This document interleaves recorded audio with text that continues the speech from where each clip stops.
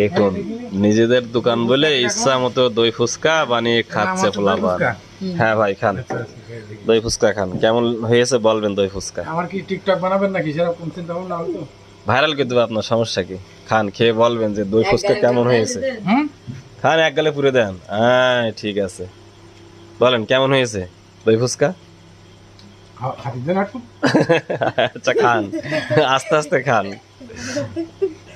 তো আমার ছেলে বানিয়ে দিয়েছে আপনাকে, ছেলের হাতে দই ফুচকা।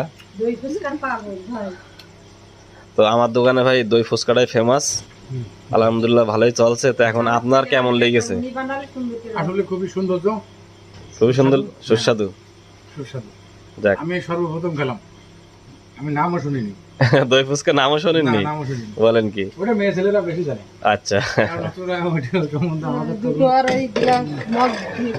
তো ভাই বলতেছে অনেক সুস্বাদু হয়েছে দই ফুচকা, ভাই প্রথম খেয়েছে দই ফুচকা।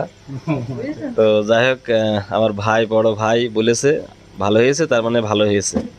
তো আপনারাও আসবেন আমার দোকানে দই ফুচকা খেতে।